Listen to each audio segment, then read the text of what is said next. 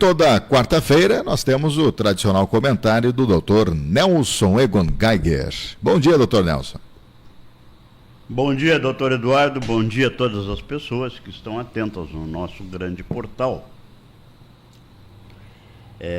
Segunda-feira, dia 20, tomou posse nos Estados Unidos como presidente Donald Trump, que é o 47º presidente norte-americano, a partir de 1776. Ele é um pouco diferente a presidência dele, porque ele foi presidente, não conseguiu ser reeleito e veio depois. Poucas vezes nos Estados Unidos, não são a minoria de vezes que presidente não foi reeleito. Um deles, aliás, morreu no dia 31 de dezembro, aos 100 anos de idade, né? Jimmy Carter foi um dos presidentes que não foi reeleito. A maioria dos presidentes norte-americanos fez um mandato, depois fez um segundo. Mas a legislação norte-americana não era assim. Ela não proibia reeleição. Então, grande número de presidentes norte-americanos cumpriram 2 mandatos. E houve até Franklin Delano Roosevelt, que ia para o 4º mandato, quando resolveram os congressistas norte-americanos, o país, os eleitores, o povo, em suma, em fazer uma alteração constitucional, uma emenda constitucional, emenda constitucional, em que proibiu mais do que uma reeleição. Acho que uma boa forma de se manter tanto o nome, tanto a maneira, tanto a forma de governo daquela pessoa, porque o excesso de mandatos em cargos executivos, não se fala nisso no legislativo, às vezes faz com que a pessoa perca aquele elan inicial e depois não seja tão eficiente. Ou em outros casos, o contrário, adquire mais eficiência. Bom, para encerrar e resumir, hoje só é permitida uma reeleição. Então, aquele que passa a ser presidente dos Estados Unidos e depois ou por uma segunda vez, por um segundo mandato, não mais pode concorrer a governo presidencial lá naquele país. Bem, então nós tivemos agora em janeiro, no dia 10, a posse do famigerado, comunista, sem vergonha, perseguidor, ditador, mentiroso e, acima de tudo, um homem que prejudica a nação na Venezuela, Nicolás Maduro, que é amiguinho dos nossos governantes. Há silêncio depois daquela posse. Primeiro dia, segundo dia, 20, 21, grandes manifestações, inclusive de Eduardo Gonzalez, que venceu a eleição, que foi tapeada, que foi maquinada, que foi modificada, que foi usurpada por Nicolás Maduro, que diz que ainda vai exercer o mandato, mas há um silêncio de lá para cá. Talvez na imprensa, estou falando na imprensa internacional, porque a imprensa da Venezuela não vale nada. É uma imprensa que só submete ao governo, como grande parte da imprensa indecente, indecorosa, chefiada pela Globo e sua quadrilha aqui no Brasil, que só trata de cuidar e mentir em favor dos desgovernos. Bem, mas voltando ao assunto, para seguir na mesma linha, há um silêncio com relação, no momento, à Venezuela. E acho que ofuscado, inclusive, pela posse do Donald Trump. Donald Trump é uma figura que, às vezes, exageradamente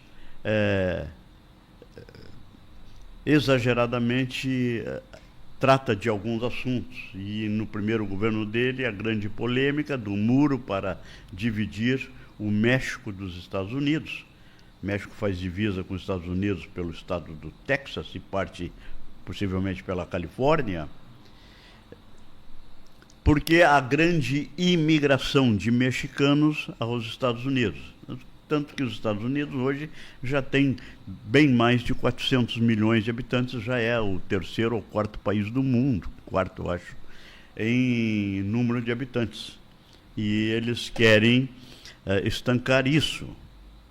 Não estou defendendo, não estou manifestando a favor nem contra. Eu quero dizer que ele tem, de vez em quando, essas ideias radicais.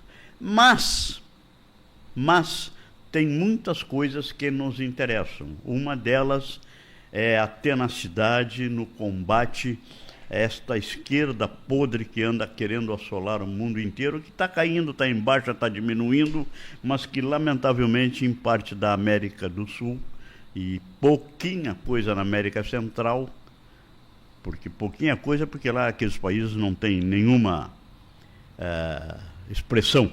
A Nicarágua não tem nenhuma expressão, só daquele safado, idiota, sem vergonha, assassino do presidente da Ernesto Noriega, e outros pequenos países ali, então lá não tem expressão. A esquerda mexicana não é uma esquerda mexicana que tenha grande influência interna, grande opressão interna, como tem a Nicarágua e a Venezuela aqui. Bem, mas o que eu quero dizer do Donald Trump é que ele foi enfático no seu discurso. Mas ele foi enfático dentro de uma linha de condução e de visão administrativa que interessa para o mundo inteiro.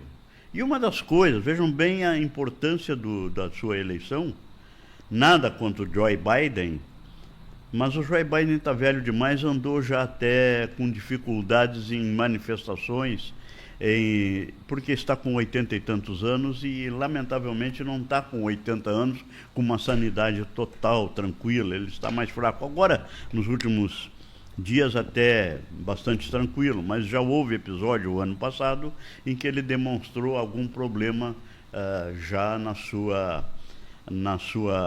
no seu controle emocional, tendo numa solenidade caído no sono e tendo em outras se manifestado e perdendo a linha do que estava falando. Nada contra o Joe Biden. Mas nós precisamos, nesse momento, senhora e senhores que estão me ouvindo, jovens que estão me ouvindo, de uma linha. E uma das grandes coisas que a eleição de Trump já fez, já acabou com o Hamas invadindo e brigando com Israel. Evidente que Trump, por sua posição, é a favor de Israel, mas já conseguiu, mesmo antes de assumir, já conseguiu que uma das primeiras coisas fosse acabar com aquela desavença, aquela guerra que estava matando gente ali entre Israel e os muçulmanos radicais que integram o Hamas. Outra das coisas, ele foi muito enfático no seu discurso com relação a posições conservadoras.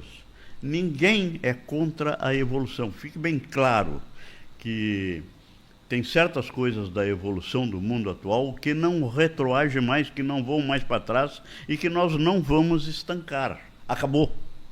Temos que ser tranquilos nisso que acabou. O que é preciso, isso sim, é a organização para que funcione.